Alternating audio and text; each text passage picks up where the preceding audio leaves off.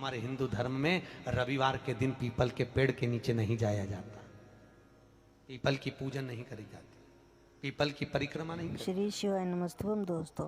कौन से दिन? मिश्रा जी के द्वारा हम जानेंगे के बोलो जरा। पीपल के पेड़ पर अगर हम और जिसके यहाँ दीवार पे पीपल लग जाता है या कहीं पीपल का पेड़ लग गया अपने दीवार पर, घर में कहीं पर भी, तो पीपल निकालने का भी नियम है। अगर आप दीवार में से पीपल निकालोगे तो बार बार काटोगे, बार बार लग जाएगा, फिर काटोगे फिर लग जाएगा, फिर निकालोगे फिर लग जाएगा। दीवार में पीपल लगता ही रहता है। अगर दीवार के पीपल को निकालना है तो नींबू और मिर्ची इन दोनों को 3 घंटे पहले पीपल के पेड़ के नीचे रख दीजिए और रखने के बाद में फिर पीपल को रविवार के दिन उखाड़कर कहीं दूसरी जगह लगा दीजिए। उसके बाद कभी दीवार में पीपल नहीं लगेगा, कभी भी नहीं लगेगा। पर पहले 3 घंटे पहले नींबू मिर्ची अपन को पीपल के पेड़ के नीचे रखना पड़ेगा, तब पीपल निकलता। तुलसी कौन से दिन नहीं तोड़ते? अरे जम के बोलो जरा, है रविवार के दिन। क्या बोल रहे हो? जम के बोलो, कौन से दिन? रविवार के दिन तुलसी नहीं तोड़ते। क्यों नहीं तोड़ते? जल्दी बोलो भाई। किसी ने कहा तो रविवार को तुलसी नहीं तोड़ते, तो क्यों नहीं तोड़ते? कोई ने कहा रविवार को पीपल की पेड़ की परिक्रमा नहीं करते, क्यों नहीं करते? उसका कारण भी तो मालूम होना चाहिए।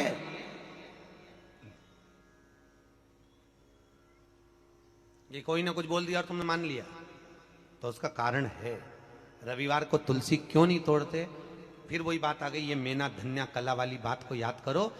भगवान राम जनकपुरी में पहुंचे, विश्वामित्र जी ने धनुष टूटने के बाद राम से कहा, राम आज जाओ तुलसी लेने के लिए जाओ, तुलसी लेके आओ, फूल लेकर आओ, पुष्प वाटिका में से कुछ लेकर आइए। पीछे पलट कर देखा तो सीता जी खड़ी थी, विश्वामित्र जी शालिग्राम जी की पूजन कर रहे।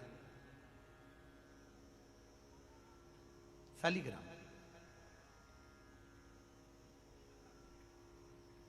शालिग्राम जी की पूजन कर रहे थे। विश्वामित्र जी ने पीछे पलट कर देखा, सीता जी खड़ी, तो कहा राम एक काम करो, ये पुष्पवाटिका सीता की है, उनके पिताजी की है, सीता को भेज दो, वो फूल लेकर आएगी। वो तुलसी लेकर आएगी। जानकी जी गई, पुष्प उतारे, तुलसी उतारने लगी। तुलसी उतारते समय जानकी जी की हवा इतनी तेज चली कि सीता जी का पल्लू उड़ गया, और जैसे ही पल्लू उड़ा वो तुलसी के पौधे पर गिरा। गिरते ही सीता आगे बढ़ी और तुलसी के कुछ दल जमीन पर गिर, तुलसी के पत्ते जमीन पर। अब तुलसी के पत्ते जब जमीन पर गिरे, सीता जी तुलसी के दल लेकर, फूल लेकर विश्वामित्र जी के पास में आई, राम जी को दिया, राम जी ने विश्वामित्र जी को दिया। विश्वामित्र जी ने तुलसी के दल लेकर भगवान शालिग्राम को चढ़ाने लगे।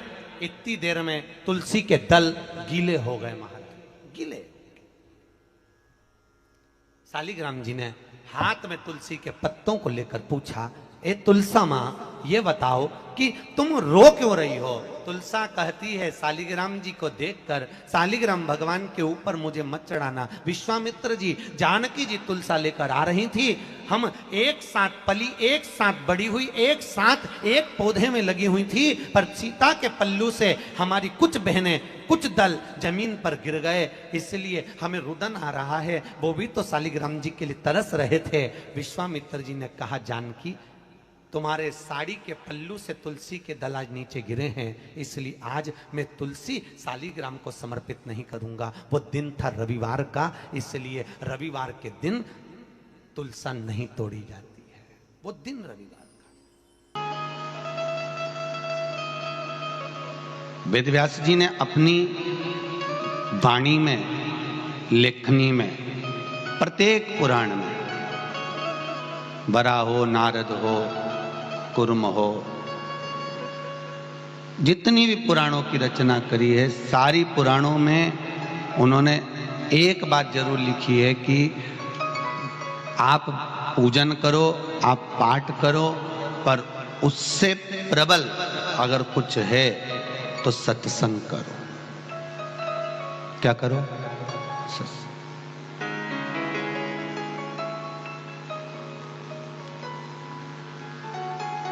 मतलब आप भगवान का जितना भजन, इसलिए शायद तुलसीदास जी ने रामचरितमानस में लिखा होगा कि कलयुग केवल नाम आधारा, राम नहीं लिखा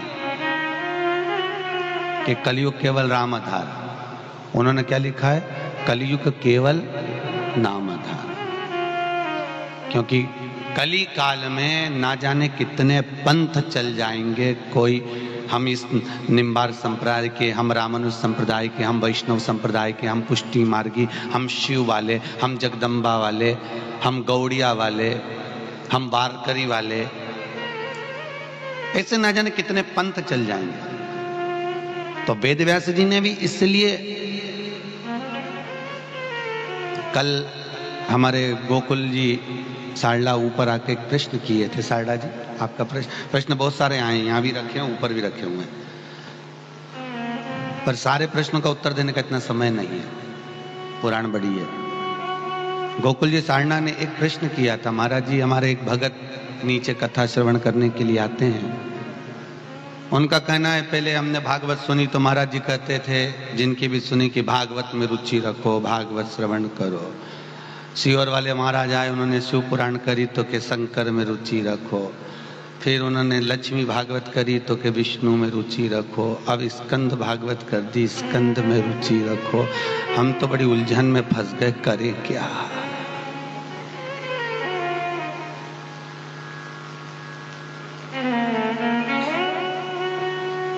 प्रश्न सही है कि गलत है? बोलो जम के, सही है। चलो अब नीचे चलते हैं, डायरेक्ट एकदम नीचे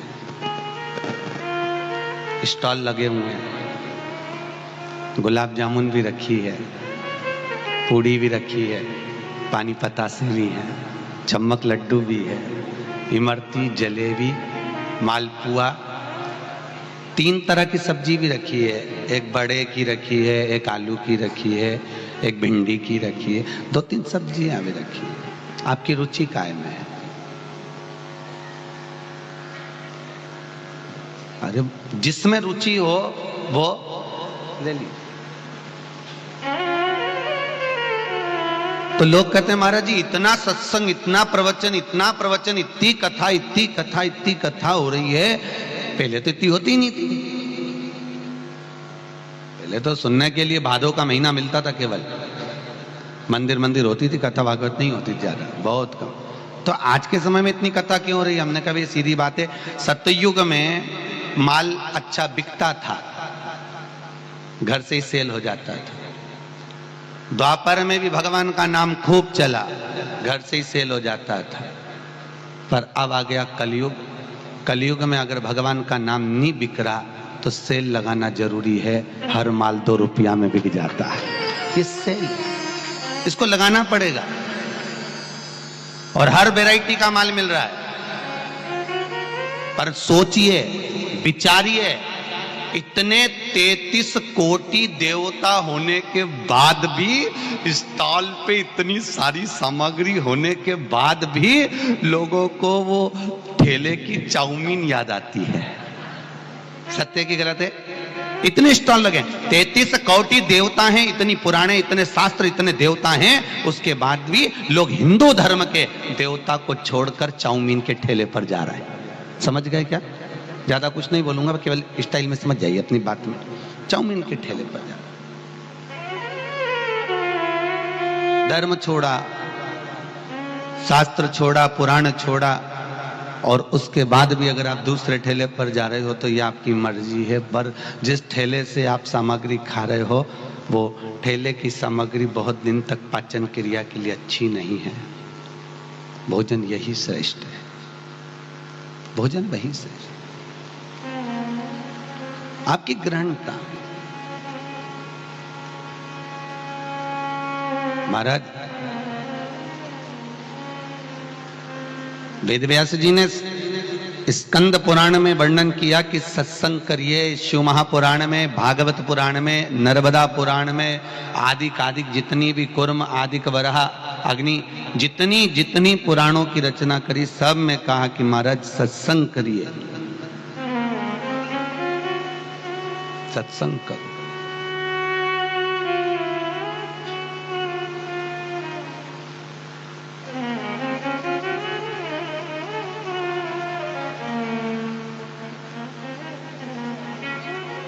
जितना कर सकते। महाराज, किसी एक ने प्रश्न किया था, महाराज जी क्या मंदिर जाने से व्यक्ति के पाप कट जाते हैं? बोलो जरा जल्दी जल्दी बोलो, अच्छे। मंदिर जाने से पाप कट सकते हैं? नहीं। फिर मंदिर क्यों जाते हो जब पाप कटते ही नहीं? मंदिर केवल भगवान से नयन मिलाने के लिए, आत्म तृप्ति के लिए, आत्म शांति के लिए, जीव कल्याण के लिए मंदिर जाया जाता है। तो महाराज फिर पाप अगर मंदिर जाने से नहीं कटते तो पाप कैसे कटते हैं? तो साफ तो कहा, सत्संग करो, नाम जाप करो, स्मरण करो। नाम जपोगे तो नाम जपने से स्मरण होगा, और स्मरण से पाप का मरण होगा। पाप कब मरेगा? जब तुम नाम जपोगे, और जितना ज्यादा से ज्यादा जपोगे, जितने ज्यादा। आपको पहले भी कथा में कहा, 3.5 करोड़ रोम छिद्र मनुष्य के शरीर में है, और एक दिन में 3.5 करोड़ बार स्मरण हो। शास्त्र कह रहा है। आप में से कितने लोग हैं जो स्नान करके आए? हाथ उठाइए, हाथ उठाइए जम के, मेरे को दिखना चाहिए। दिख गए? ठीक है, रख लीजिए। सब स्नान करके आए हो?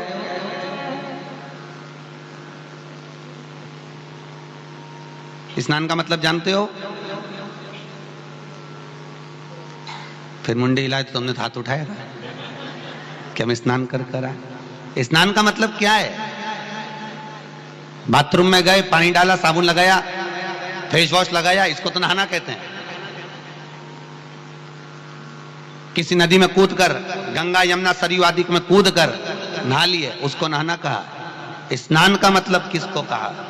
हमारे यहाँ जब ब्राह्मण कर्मकांड की पोथी के अंदर लिखा हुआ है कि स्नान कराकर फिर पूजन में बैठिए। स्नान का मतलब आखिर हर जगह क्यों लिखा? तो स्नान की महत्वता क्या दर्शाई? तो स्कंद पुराण कहती है कि स्कंद पुराण में शास्त्र जो वर्णन कर रहा है कि स्नान का मतलब क्या होता है। अगर साबुन लगाए, बाल्टी से पानी डालकर नहा लिया, नी भी लगाया तो भी बाल्टी डालकर नहा लिया, वो तो नहाना हो गया। स्नान कहा गया जब एक दिन में मनुष्य के मुख से 3.5 करोड़ बार भगवान का नाम निकल जाता है, तब जाकर उसका स्नान हो पाता है। अब बताइए आप में से किस किस ने स्नान करा है? 3.5 करोड़ बार। 3.5 करोड़ रोम छिद्र को साफ करने के लिए भगवान का नाम जाप जरूरी है। कितनी बार? अब ईमानदारी से बोलो, अपने मुंबई में, मुंबई जाने दो, हमारे सीहोर में, सीहोर भी जाने दो, कई स्थान हैं, क्या कहीं आपको 3.5 करोड़ बार एक दिन में नाम जाप करने वाला कोई मिलेगा? नहीं। तो फिर वेद व्यास जी ने लिखा कि सत्संग करो। सत्संग क्यों करो? क्योंकि जितने लोग कथा में बैठेंगे और जब भजन करेंगे, नाम जपेंगे, स्मरण करेंगे, कथा सुनेंगे, कथा सुनते सुनते डोंगरे जी महाराज कहते हैं जब ताली का नाद करते हैं, हमारे जो भजन निकलता है ताली बजाने से, उसके टुकड़े टुकड़े होते हैं, तो इतने सारे टुकड़े इकट्ठे होकर हमारे 3.5 करोड़ रोम छिद्र को साफ कर स्नान करा देते हैं। स्नान, वो स्नान तत्व है। 3.5 जपो, जपाओ, जपते कुछ मत करो। इसलिए हमारे यहाँ हिंदू धर्म में कहा, आते भी राम कहो, जाते भी राम कहो, जय श्री कृष्णा करो, शिव बोलो, जय महेश बोलो, हरि जो तुम बोल सकते हो, श्रीमन नारायण आदि का अधिक जैसा आप लोग बोलते हो वैसा बोलो। क्यों बोलो? क्योंकि बोलोगे तो 1-2 बार, 4 बार, 10 बार, 20 बार तो निकल ही जाएगा। तो इतने रोम छिद्र तो साफ हो ही सकते हैं। भगवत भजन की ओर हमारा स्मरण चित्त तो लगी, पर हम जितना जाप करने में नहीं लगते और फिर निवेदन है, ये माला भी नहीं पकड़ते बन रहा, मत पकड़ो साहब, वो भी जरूरी नहीं है। कई लोग तो इतने होशियार होगा, माला छोड़ के आजकल बटन आ गई। ठीक। अच्छा ईमानदारी से बोलो, वो काउंट करके करोगे क्या? काउंट करके, ये तो उसी में का हाल हो गया। एक सेठ जी गाड़ी में से उतरे और राम जी के मंदिर दर्शन करने गए। राम जी के मंदिर में दर्शन करने गए, उनका मित्र उन साथ में थे 4-5, उन्होंने दर्शन करा, वापिस आए तो उनके जूते चोर हो गए, चोरी हो गए, चप्पल चली गई, उनके जूते चप्पल चोरी चले गए। सेठ जी बाहर आए, चप्पल जूते ढूंढे, नहीं मिले। दोस्तों से कहा बताओ, मैं तो मंदिर आया था और मेरे जूते चले गए, मेरी चप्पल चली गई। अच्छा लोग मंदिर में, कहीं शादी में जूते चले जाएं तो किसी पे इल्जाम नहीं रखे, पर मंदिर में अगर चले जाए तो ऐसा मारे जैसे भगवान ने चुराया, जैसे भगवान चोर भी कर लिया। मेरे जूते चले गए, मेरी चप्पल चली गई। पूरे मंदिर में चारों तरफ डोंडी पीट दी। दोस्तों से कहा अब क्या करें, दोस्त बोले, तो इतने में सेठ जी बोले क्या करें, अभी भगवान से बात करके आता हूं मैं। और गुस्से में लाल होकर भगवान के मंदिर में गया, वापिस निकलकर बाहर आ गया। दोस्तों ने कहा इतनी डींगा मार रहा था, भगवान से बात करके आएगा, लड़के आएगा, फिर गया था वापिस क्यों आया? तो क्या करूं, उनकी तो खुद चप्पल कोई दूसरा चुरा के ले गया, वो तो खुद नंगे पैर बैठे हैं। अब जिसकी खुद ही नहीं है तो उससे क्या बात करूं मैं? वापिस आ गया। ये उसमें का हाल है हमारे साथ में, हम भी बटन दबा दबा दबा दबा। इससे काउंट करके करोगे क्या रे? अरे बोलो तो सही। उसके पास जाकर हिसाब लोगे क्या, हमने तो इतने बार जपा था, दे दे। ये एक प्रश्न है। रविवार को एकादशी को तुलसी में जल क्यों नहीं डालते? आपको हमने पहले भी वर्णन किया। जिस दिन विश्वामित्र बाबा अयोध्या में जनकपुरी में पहुंचे थे, जनकपुरी में विश्वामित्र जी जब गए थे, राम जी ने सीता जी को वर्ण कर लिया था, सीता जी ने जयमाला डाल दी थी। उसके अगले क्रम में एकादशी का दिन था, जिस दिन रविवार और एकादशी दोनों एक ही दिन पड़े थे, जिस दिन विश्वामित्र जी ने कहा था राम एक काम करो, थोड़ी तुलसी और फूल पुष्प वाटिका से लिया। कौन सी वाटिका है?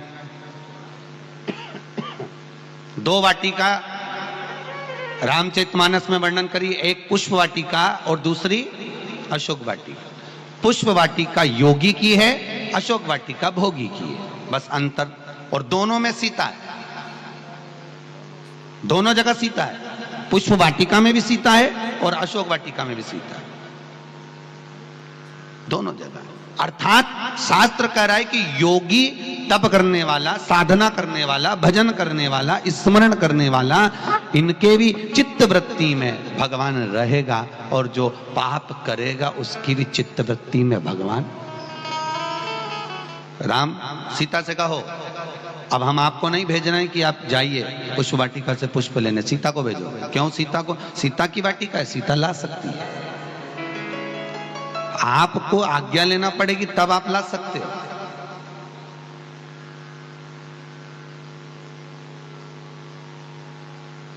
कंस सज्ञ भाई कितने थे?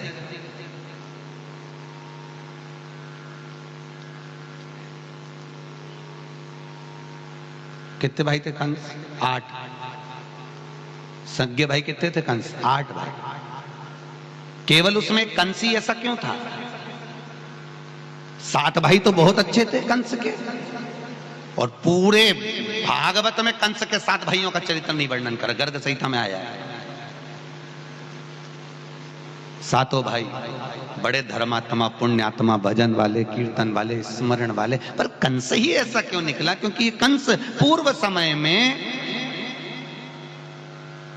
एक ब्राह्मण कुल में जन्मा हुआ था, पर इसने एक बगीचे में जाकर, जिस बगीचे से एक ब्राह्मण केवल भगवान शिव के लिए पुष्प चुनता था और उसको ले जाकर शंकर का अभिषेक में उसको समर्पित करता था, उसी पुष्प वाटिका से इस कंस ने, इस ब्राह्मण ने जो वेश्यागामी था, उस वेश्या का श्रृंगार करने के लिए वहां से फूल चुन लिए और घर पर जाकर उससे बेणी तैयार कर कर वेश्या को दी। महाराज, वो फल को भोगने के लिए, ब्राह्मण होने के बाद भी कर्म को भोगने के लिए उसका कंस का जन्म हो गया। महाराज, किसी के बगीचे का, फिर वही बात आ गई चोर, वही फिर बात आ गई चोर कितने प्रकार के। तो श्री वेद व्यास जी वर्णन कर रहे हैं 5 तरह के चोर। जो किसी की वस्तु को उठाकर चुरा ले वो भी चोर है, किसी को बिना बताए उठा ले वो भी चोर है, किसी के घर में बिना पूछे चले जाए वो भी चोर है। चौथे नंबर का जो भगवान को दिए बिना खाए वो भी चोर है। और 5वें नंबर का चोर, घर में बूढ़े माँ बाप हैं और पति बाजार से आए, मालूम पड़े 10 रुपए की गजक, 20 रुपए की कोई टॉफी, कोई आइसक्रीम खरीद के जेब में भर के चुपचाप पत्नी के कमरे में ले जाके खा जाए, वो भी चोरता, वो भी चोर है महाराज, वो भी चोर। जो बूढ़े माँ बाप को ना देकर खुद खा रहा है अपनी पत्नी के कमरे में। मेरा बेटियों की माताओं से केवल इतना सा निवेदन है, अपनी बेटी को वो संस्कार देना जो तुम अपनी बहू से चाहती हो। किससे चाहती हो? बहू से। अपनी बेटी को वो संस्कार देना जो अपनी बहू से चाहती हो। वो बोलना सिखाओ, वो कहना सिखाओ, वो संस्कार उसको प्रदान करे। सीता जी से कहो, अगर राम आप मांगने के लिए जाओगे तो बिना पूछे जाना पड़ेगा, और या मांगने जाओगे तो फिर आपको आज्ञा लेना पड़ेगी, इसलिए सीता को भेजो। सीता जी गई, जाइए। जानकी जी ने जाकर पुष्प तोड़े, तुलसी के दल उतारे, हवा चल गई, जानकी का पल्लू उड़ा, उड़ते से एक तुलसी के पौधे पर जाकर गिरा, गिरते जानकी जी आगे बढ़ गई, तुलसी के पौधे से कुछ दल जमीन पर गिर गए।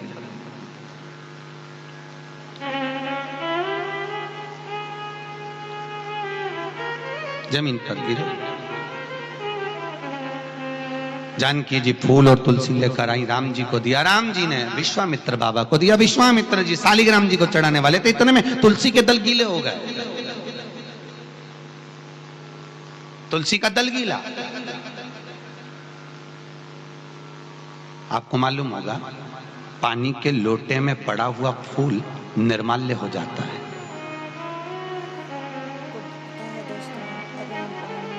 पानी के लोटे में पड़ा हुआ पुष्प निर्माल्य की गिनती में आ जाता है। धोई हुई तुलसी, पानी में भींगी हुई तुलसी भगवान को चढ़ाने के लायक नहीं रहती। याद रखना, जिसमें जल लगा हुआ हो, जो जल में सराबोर हो, वो परमात्मा को समर्पित नहीं होती।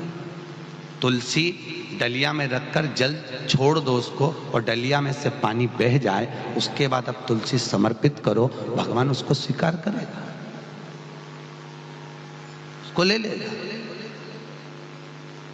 जल के पात्र तुमने बाल्टी, तुम सुबह सुबह गए, एक बाल्टी कलश हाथ में था, यहाँ से फूल तोड़े उसमें डाल लिया, कलश में तोड़ तोड़ के डाल लिया और मंदिर में जाके भगवान को चढ़ा दिया। तो ये बासे फूल कौन? भगवान। जब तुमने जल देव को वो पुष्प समर्पित कर दिए हैं तो वो फूल चढ़ाने का लायक नहीं है। अगर वही पुष्प तुम डलिया में रखते और उस पर पानी डाल देते तो वो चढ़ाने के लायक हो जाता। पर जल के पात्र में अगर पुष्प पड़ा है, जल के पात्र में तुलसी पड़ी है, तो वो फिर चढ़ाने के लायक नहीं। वो समर्पण का भाव नहीं रखता।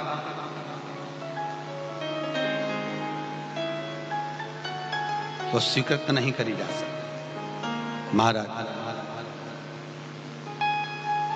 जल तुलसी के दल में से निकला तो विश्वामित्र जी ने तुलसी के दल को हाथ में लेकर पूछा, तुम रो रहे हो? तुलसा महारानी कहती है, हाँ नाथ। क्यों? विश्वामित्र जी ने पूछा, रोने का कारण क्या है? आंख में आंसू क्यों भरे हैं आपके? तुलसी कहती है, हम एक साथ बढ़े, एक साथ पढ़े, एक साथ हमारी विद्वत्ता हुई, पर सीता जी के पल्लू से मेरे कुछ दल जमीन पर मेरी बहन हम गिर गई। उनको बड़ी आशा थी ठाकुर के चरणों में आने की, पर वो जमीन पर पड़े हुए हैं। विश्वामित्र जी ने वो एकादशी का दिन रविवार था, जिस दिन शालिग्राम जी को तुलसी नहीं चढ़ाई थी, इसलिए उस दिन का प्रमाण है कि हमारे यहाँ तुलसा जी को रविवार की एकादशी पढ़ने पर जल समर्पित नहीं किया जाता। बाकी के दिन, रविवार के दिन भी जल नहीं चढ़ाया जाता। रविवार के दिन भी जल का समर्पण नहीं होता महाराज। और एकादशी तिथि के दिन तुलसा में जल तो चढ़ा सकते हो मना, पर तू रविवार की एकादशी पड़े तो जल ना चढ़ाए। बाकी के समय एकादशी के दिन आप तुलसा महारानी पर जल समर्पित कर, रवि की एकादशी ना चढ़ाइए। महाराज, समर्पण का भाव आपका मूल हो, भक्ति का बीज स्फुटित हो। स्कंद पुराण कर रही है, भगवान की भक्ति की मूलता स्थापित हो आपके।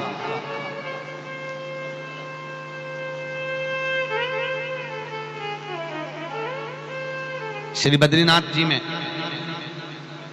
बद्रीश खंड के अंदर लिखा है, बद्रीनाथ जी में भगवान बद्रीश बैठकर भजन कर रहे हैं, तप कर रहे हैं, साधना कर रहे हैं। बद्रीश और बद्रीशेश्वर महादेव का स्मरण कर रहे हैं। कौन कौन गए बद्रीनाथ? बद्रीशेश्वर महादेव का दर्शन करा है आप लोगों ने? बद्रीनाथ के मंदिर के 4 दरवाजे। कितने दरवाजे? 4। प्रथम दरवाजे पर गरुण जी महाराज बैठे हुए हैं, आपने दर्शन किया होगा, जिससे आप प्रवेश करे होंगे। एक दरवाजा लेफ्ट की ओर है, जब प्रवेश करते हैं तो लक्ष्मी जी के मंदिर के पास में से गया हुआ है। लक्ष्मी जी के मंदिर के पास में से जो दरवाजा बाहर की ओर जाता है, उससे थोड़ी दूर चलने पर बद्रीश्वरेश्वर महादेव विराजमान है महाराज।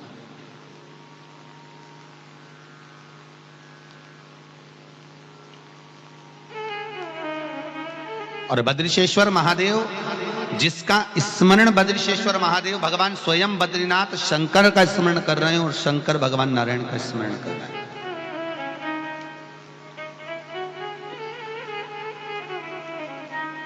बद्रीनाथ 1000 बार जाइए, लाखों बार जाइए, पर आज भी आपको मालूम होगा बद्रीनाथ जी में चने की दाल चढ़ती है। वो चने की दाल चढ़ाने का केवल एक ही क्रम है, क्योंकि बद्रीनाथ जी का जो मंदिर है वो बद्रीनाथ जी का खुद का नहीं है, स्वयं का नहीं है, प्रॉपर्टी दूसरे की है, इन्होंने कब्जा करा है।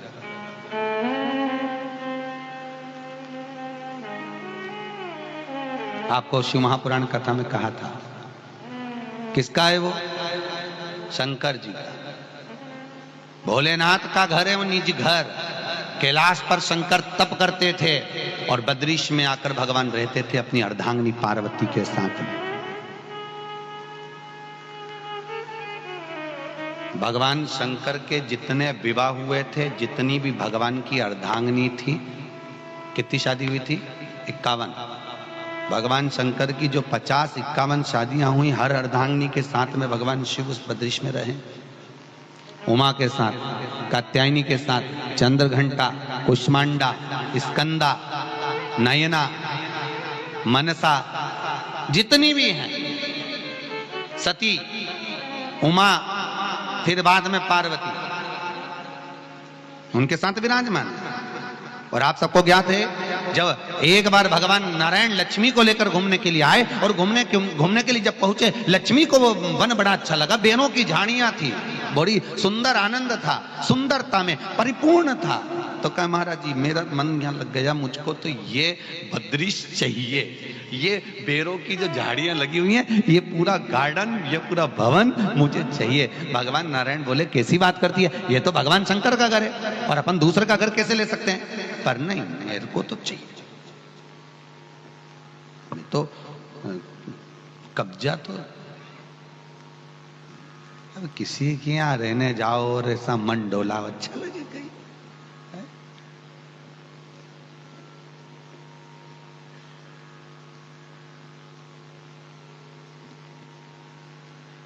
महाराज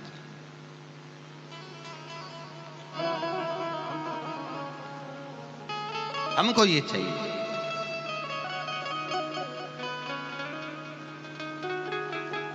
अब भगवान नारायण ने लक्ष्मी जी को खूब समझाया, नहीं मानी। तब भगवान ने फिर सोचा अब कुछ करता हूं। भगवान बोले तो चिंता मत कर, अब आखिरी में पत्नी के लिए तो हारना पड़ता ही है।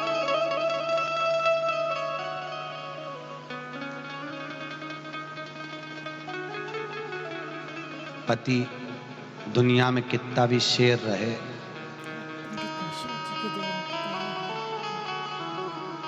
पर पत्नी शेरा वाली ही होती है।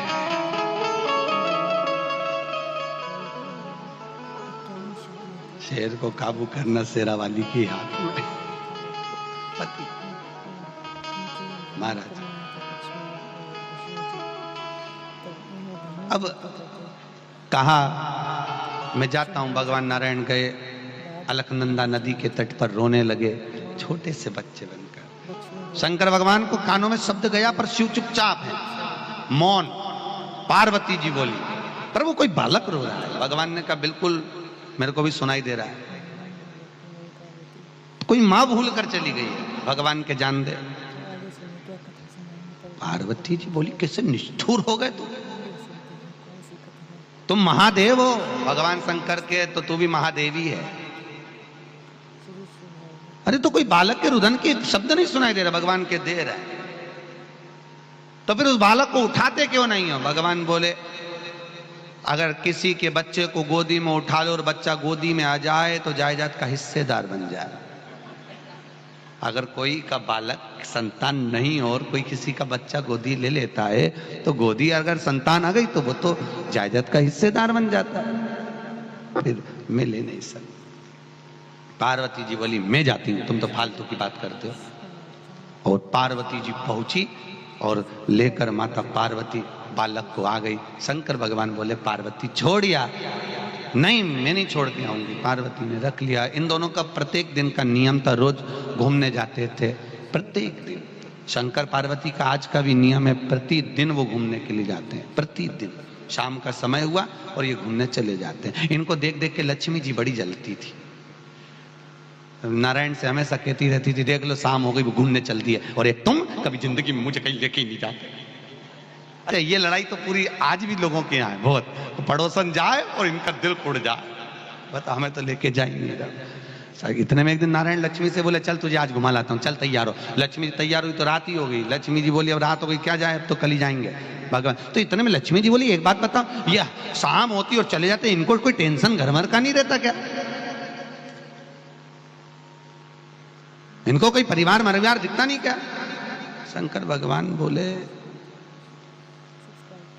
काय का चिंता। भगवान नारायण बोले, काय की चिंता, घर में कुछ होए तो टेंशन। अब कि भाई चोर घुसेगा, अब घर में कुछ होए तो चोर को मिले, और दूसरी बार ताला लगाने की जरूरत ही नहीं पड़ती। एक को छोड़ के दरवाजे पे चल जाए, किसके बाप में दम तो घुस के बता, एक ही भारी पड़ जाए। प्रति पार्वती चलो, नारायण को घर में छोड़ा। पार्वती भगवान शंकर के साथ घूमने के लिए गई। वापिस आई, दरवाजा बंद था, आवाज लगाया, प्रभु दरवाजा नहीं खोल रहा। भगवान बोले, अब आ जाओ, दरवाजा खुलेगा। नहीं खुला, नहीं खुला। पार्वती को रुदन आ गया, रोते रोते बोली, मैं श्राप दे दूंगी, अंदर कौन है, दरवाजा खोल। तब भगवान नारायण लक्ष्मी दोनों अंदर प्रविष्ट में से बाहर निकले, हाथ जोड़कर बोले, ये घर हमको अच्छा लग रहा है, ये हमको दे दो। लक्ष्मी जी जैसे ही बोली, नारायण जैसे ही बोले, पार्वती रोने लगी। पार्वती रोई। शंकर भगवान बोले, मैं पहले ही बोला था गोदी मत ले, मैं तुझे बोला था। अब गोदी लिया है तो हिस्सा दे। अपन कहां रहेंगे? शंकर भगवान बोले, पूरी पृथ्वी अपनी है, यहां छोड़ेंगे, केदार में जाके बस जाएंगे। बद्री तो इनको दे दो, केदार अपन ले लो। प्रभु नारायण की आंख में आंसू थे, अगर आप रहिए हमारे साथ में। शंकर भगवान बोले, बद्रीश नारायण,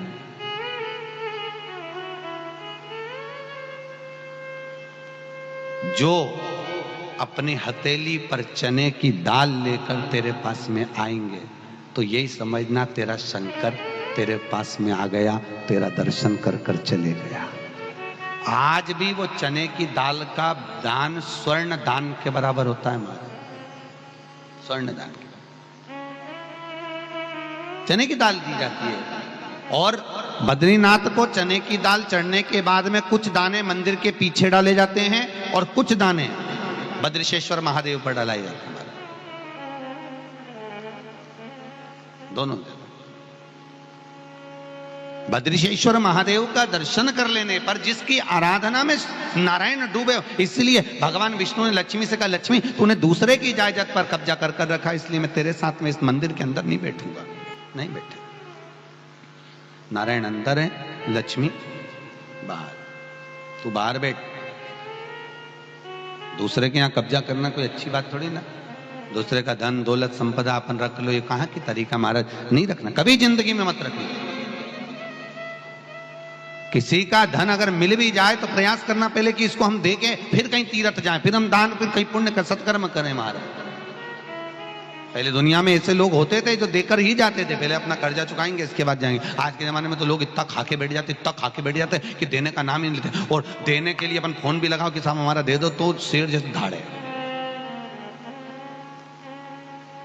तो दुनिया में लोगों ने भला करना बंद कर दिया। अब क्या करे महाराज, हम तो करते थे परंतु अब करे तो करे क्या। अपन भला करो उल्टा जूता खा, लोग कहते हैं, हम कहते हैं फिर भी करो, उसका कर्म वो भोगेगा और अपना कर्म अपन को भोगना दो। कई लोग कहते हैं महाराज हम बहुत पुण्य करते हैं, हम बहुत पुण्य। हमने कहा ठीक है, कमाई अच्छी कर रहे हो, पर एक और चीज है, खर्चा भी उतना ही कर रहे हो। मुंबई के लोग कमाते खूब हैं, पर खर्चा भी जोड़कर देखो आप,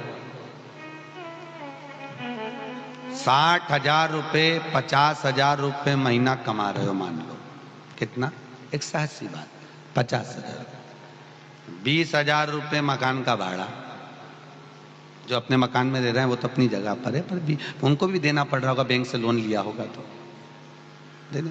20,000 मकान का भाड़ा, 10-20,000 रुपए लाइट का, अरे बोलो तो बिल, गैस की टंकी, आदि वॉचमैन, ये मैन वो मैन, नौकर चाकर, सबका मिलाकर अगर हिसाब देखा जाए, बच्चों की पढ़ाई मढ़ाई, थोड़ा बहुत बच्चा 5-1 हजार रुपये तो मेहमान पावना हमारा जैसा आ गया, उन पे खर्च हो गया।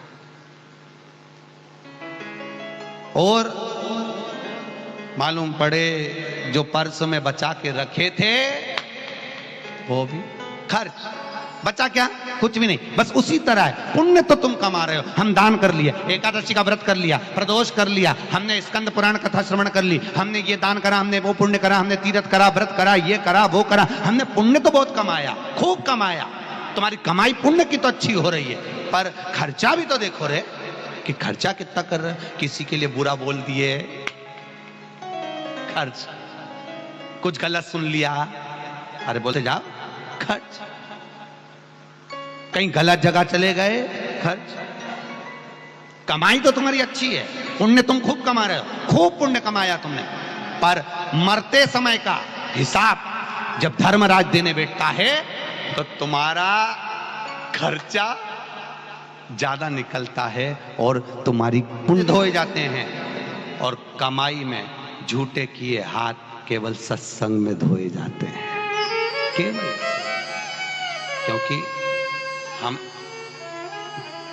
मृत्यु लोक में अगर जन्मे हैं ना भाई, तो झूठ तो बोलना पड़ेगा, आपको नहीं, इनको, आपको नहीं, क्योंकि इनके लिए ये छूट दी गई है कि तुम आप कमाना है, परिवार चलाना है, नाते रिश्ते पालना है, कुटुंब कबीला साधना है, तो इनको झूठ तो बोलना पड़ेगा, एक का दो तो करना पड़ेगा, छल करना पड़ेगा, बेईमानी करना पड़ेगी, कपट करना पड़ेगा, सब कुछ करना पड़ेगा। इसलिए इनके नाम के आगे धर्म नहीं लिखा। कोई महाराज ने, कोई संत ने आज तक नहीं कहा मुंबई में आकर कि ये धर्मपति है, बोला? अरे बोलो तो सही, कहीं भूल से कोई महाराज बोला हो कि ये धर्मपति है? कोई नहीं बोलेगा। वेद व्यास जी ने कहीं लिखा ही नहीं इनके नाम के आगे धर्म, क्योंकि इनको परिवार चलाना है तो कपट करना पड़ेगा, बेईमानी करना पड़ेगी, छल करना पड़ेगा, सब कुछ करना पड़ेगा, इनको झूठ भी बोलना पड़ेगा। तो इनके नाम के आगे धर्म नहीं लिखा, पर तुम्हारे नाम के आगे लिखा धर्म पत्नी। क्यों? क्योंकि ये कमाई करके लाएगा कि ऐसा भी धन लाएगा, लाकर तेरे को देगा और तू इसकी कमाई में से थोड़ा सा धन निकालना, कहीं स्कंद पुराण पर लगा देना, तो पति को भी बैकुंठ ले जाना और खुद भी चली जाना। पर तुमने उसकी कमाई में से धन तो निकाला, पर सब डेंटिंग पेंटिंग में लगा जाएगी, वो धर्म में लगाई, सत्कर्म में लगा कहां है? तुमने निकाला तो सही, पैसा निकाला, मना, उसने लाकर तुमको दिया, कमाई जो भी कमाई है किसको दी? अरे बोलो तो सही, तुमको। तुम्हारा क्या फर्ज था कि यार उसने देखो दुकान पे झूठ बोला होगा, कपट करा होगा, मैं कथा में जा रही हूं परंतु वो नहीं जा रहा, पर वो नहीं जा रहा तो इसकी कमाई में से कुछ निकाल कर थोड़ा सत्कर्म में लगा दूंगी तो उनको भी इसका पुण्य मिल जाएगा। उसका ये पति दान करे और तुम ऐसे पल्लू लेके टच कर लो उसको, इससे नहीं मिलेगा। केवल टच स्किन चल सकता है पर यहां टच नहीं चलेगा, यहां टच चलने का कोई कारण ही नहीं। कई लोगों के मन में भ्रम पड़ा हुआ है कि पति दान करता है तो पत्नी हाथ लगा लेती है, काहे के लिए लगाती है? मिलता है उसको? किसी पुराण में लिखा है कि पति दान करे और पत्नी हाथ लगाए तो उसको आधा मिलेगा? अगर एक पुराण छाट कर बताओ और उसमें लिखा हुआ मिल जाए तो हमको जरूर बताना, कोई मैसेज में लिख के भेज देना, हम पढ़ लेंगे उसको कि इस पुराण का यह अध्याय और यह स्कंद में यहां लिखा है कि पति दान करे तो पत्नी हाथ लगाए, पति पूजन करे पत्नी हाथ लगाए, पति अभिषेक करे पत्नी हाथ लगाए, पर पति अगर दान कर रहा है तो पत्नी उसकी कमाई का अंश निकालकर वो भी दान करे, वो भी दान करे। क्यों? और यही गरुड़ पुराण की यह बात पूरे हिंदुस्तान में चलती है, आप खुद अजमा कर देखना। पति जिंदा है, पत्नी जिंदा है, तो दोनों दान करेंगे तो दोनों को मिलेगा। पति दान कर रहा है तो पत्नी को नहीं, और पत्नी दान करे तो पति को नहीं, अगर दोनों जिंदा हैं तो। और इंडियन गवर्नमेंट के हिसाब से अब निकाल लो, मान लो पति चले गया, सरकारी नौकरी में था, पत्नी को क्या मिलती है?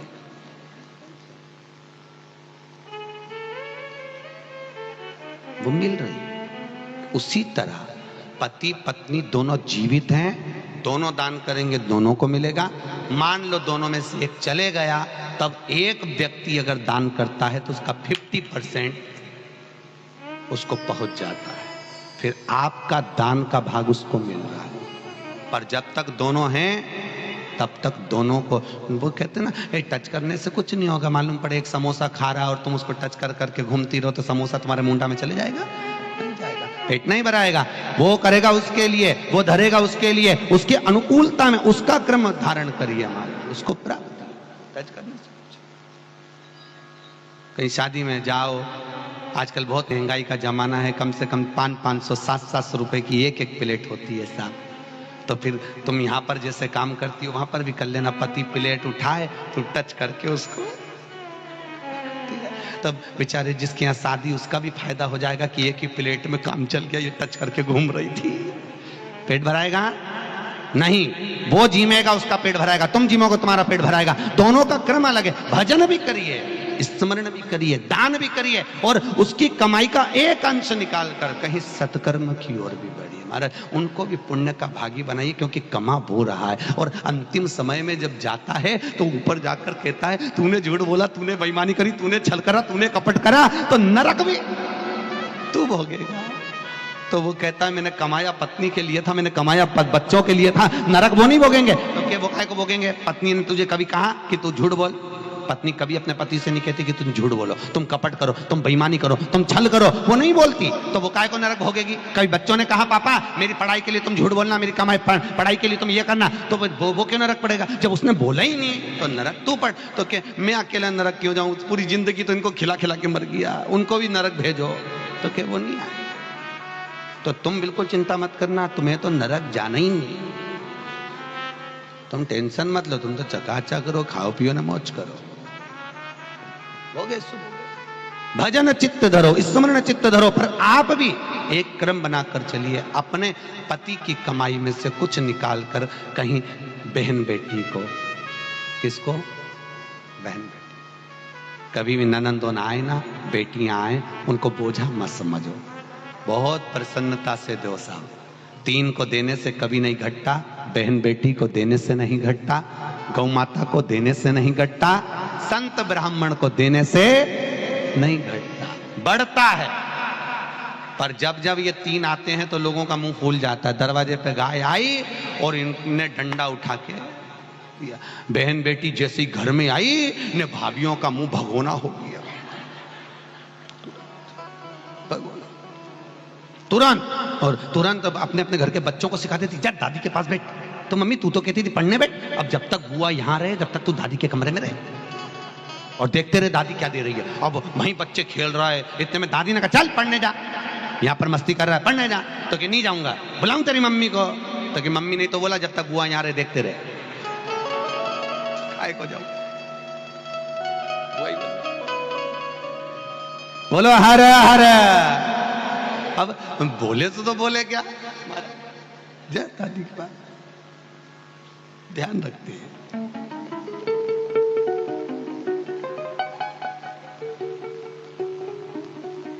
देव बद्रीश का वर्णन बद्री खंड के अंदर जो कहा गया है महाराज, ये कोई साधारण स्थल ही नहीं है जहां शंकर और नारायण दोनों भगवान एक दूसरे की भक्ति में डूबे हुए हैं। एक दूसरे स्वयं राधा और कृष्ण, कौन कौन जम के बोलो जरा, राधा और कृष्ण स्वयं भगवान शंकर से वर प्राप्त करे थे, गुप्तेश्वर महादेव से। स्वयं भगवान शंकर। हमारे यहां पर ब्रजमंडल में भूतेश्वर महादेव हैं। कौन से महादेव हैं? उन भूतेश्वर महादेव का वर्णन ही केवल मुख्य है कि वहां एक बार यमुना जी, पटरानी यमुना भगवान कृष्ण को एकांत में देखी। ये बद्रीश खंड के अंदर पढ़ रहे हैं, ठीक है। ये कथा आपको कहीं नहीं मिलेगी, स्कंद पुराण के बद्रीश खंड में मिल जाएगी। यमुना जी ठाकुर जी को लेकर पहुंची है महाराज, एकांत भाव में।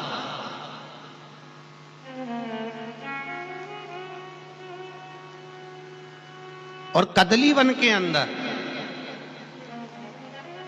यमुना जी ने ठाकुर जी को ले जाकर बिठाया और ठाकुर जी और यमुना जी दोनों बैठे और चर्चा जब चालू हुई, इतने में पीछे से आकर राधा जी खड़ी हो गई और राधा जी ने यमुना और ठाकुर की चर्चा को, सत्संग को श्रवण किया। तो यमुना जी ठाकुर जी से कह रही थी कि महाराज मैं जहां यमुनोत्री से निकल कर आई हूं, कालिंदगिर पर्वत की मैं पुत्री हूं, मैं जब मृत्यु लोक में भ्रमण करती करती आ रही हूं, वहां पर मैंने अलकनंदा के मुख से बद्रीश की कथा का रसपान किया। रसपान महाराज, मैंने बद्रीनाथ की चर्चा का श्रवण किया। इतने में तुरंत भगवान राधा रानी सम्मुख में आकर खड़े होकर बोली, नाथ एक बार हमको भी बद्रीनाथ जरूर जाना है। आप लोगों के मन में भी आता होगा, एक बार अगर बद्रीनारायण हो जाए ना तो मन में आएगा दूसरी बार जरूर जाऊं। गए हो तो मन में आएगा आपको, कभी कभी सालों हो जाते ना तो याद आती है एक बार बद्रीनाथ में भी जाऊं, वापिस जाऊं, सेकंड बार एक बार फिर जाऊं, फिर पहुंचू, एक बार मैं फिर पहुंच जाऊं।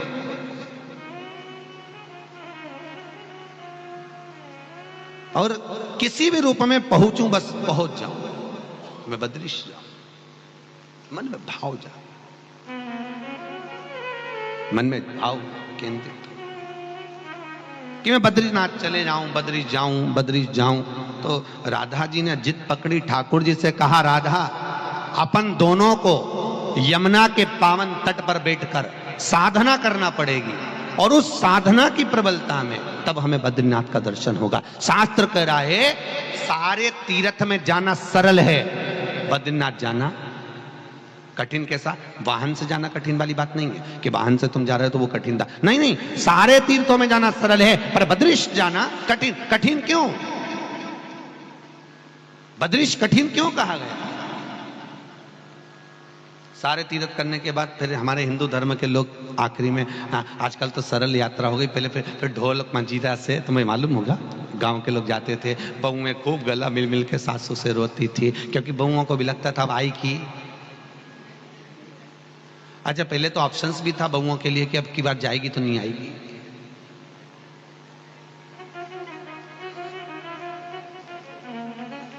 अब बहु तो ऑप्शंस भी ना बचा, बद्रीनाथ भी सरल हो गए। अब विचार सोचे, जाऊं, सरलता हो महाराज। अब बद्रीश जावे,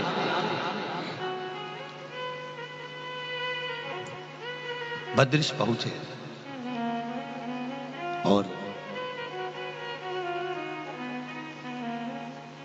बड़ी उमंग था, बड़ा उत्साह, बड़ा आनंद। अब यमुना के घाट पर तप करना पड़ेगा महाराज। बद्रीश जाना कठिन इसलिए है, स्कंद पुराण कहती है कि बद्रीनाथ जाने के लिए तुम्हारा तप, तुम्हारी साधना, तुम्हारी भक्ति, तुम्हारी प्रबलता, तुम्हारा सत्संग, तुम्हारा दान, तुम्हारा पुण्य इतना प्रखर होना चाहिए, इतना प्रबल होना चाहिए कि बद्रीनाथ आपको वहां तक बुला ले। कोई कोई व्यक्ति ऐसे भी होंगे आपके साथ बद्रीनाथ गए होंगे कि वो बद्रीनाथ के आधे रास्ते से वापस आ जाए। ऐसा योग भी बना होगा किसी का। आप जा रहे हो, बद्रीनाथ पहुंच रहे हो और बद्रीश जाते जाते बीच रास्ते में खबर आ जाती है, अरे ऐसा हो गया, आना पड़ेगा, ये हो गया, बीमार पड़ गया, ये क्रम हो गया, आना पड़ेगा, वापिस लौटना पड़ेगा। जटा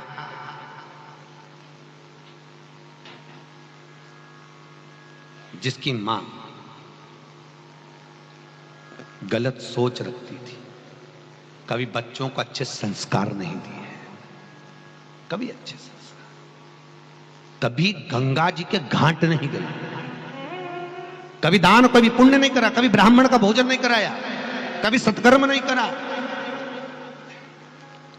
मां ने बेटे को जो ज्ञान दिया था वो बेटे को प्राप्त हुआ। एक दिन बेटे को मालूम पड़ा कि क्या करा जाए, मां शांत हो गई। अब मां की अस्थियों को लोटे में भरकर, कलश में भरकर, रेशमी वस्त्र में रखकर कलश के अंदर रखा, मिट्टी लपेटी। आप लोगों को तो मालूम होगा, अंतिम समय की जब अस्थियां जाती हैं तो तांबे के कलश पर मिट्टी लपेटी जाती है। मिट्टी लपेटी, रेशमी वस्त्र में रखा, लेकर गया, काशी पहुंचा। और काशी में जाने से पहले ही, काशी प्रवेश ही नहीं करा था, और काशी में जाने से पहले ही वो लोटा जहां वो बैठा था भोजन करने के लिए बेटा और पानी पीने के लिए गया, इतने में वो लोटे को कोई चोर चुरा कर ले गया। तो उस जेठा ने एक संत से पूछा, महाराज मैं माता की अस्थियां रखी थी, उनको लेकर आया था और मैं काशी में गंगा के घाट पर विसर्जन करने के लिए आया था, पर ये मेरी माता की अस्थियां गई कहां? ये मेरी माता की अस्थियां कहां?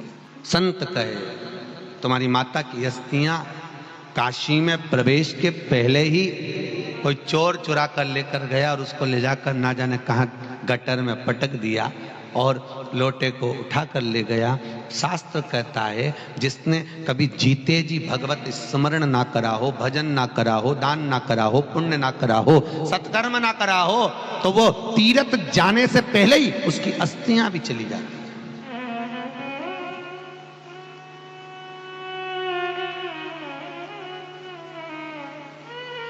अस्थियां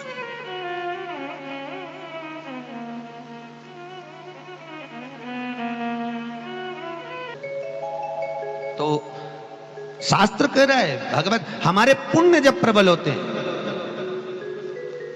कई कई ऐसे भी होते हैं जिनकी अस्थियां तक भगवान के दरवाजे तक नहीं पहुंचती, गंगा जल तक नहीं पहुंचती, काशी तक नहीं पहुंचती, बद्रीश तक नहीं पहुंचती। अभी हम काशी खंड जब श्रवण करेंगे, आगे जब काशी खंड आएगा स्कंद पुराण में, अभी बद्रीश खंड चल रहा है, तो उसमें भी वर्णन आएगा कि अस्थियां दरवाजे तक भी पहुंचकर वापस आ जाती हैं, तो बद्रीनाथ पहुंचकर भी आधे रास्ते से लोग वापस आ जाते हैं। अगर भगवान बद्रीश ना बोला, पुण्य प्रबल ना, तो भगवान यमुना जी के घाट पर तप करते करते जहां राधा जी सम्मुख में आई, तो राधा से कहा, राधा तुम कह रही हो कि मुझे बद्रीनाथ जाना है, तुम कह रही हो कि मुझे बद्रीश जाना है, तुम कह रही हो कि मुझे बद्रीनाथ पहुंचना है, वहां मुझे साधना करना है, तप करना है, भजन करना है, पर ये इतना सरल नहीं है राधा। उस बद्रीश जाने के लिए कुछ पुण्य प्रबल चाहिए, कुछ पुण्य प्रबल चाहिए। महाराज कई कई लोगों का तो पूरी जिंदगी निकल जाती है, तब भी लोग कभी ना तो काशी होकर आए, ना कभी बद्रीनाथ होकर। पूरी जिंदगी निकल गई लोगों की, पूरी जिंदगी। और अब की बार विचार करा था कि अपन काशी, अपन बद्रीनाथ चलेंगे, तो इतने में बहू ने कह दिया, क्या रखा है बद्रीनाथ में, गोवा चलेंगे।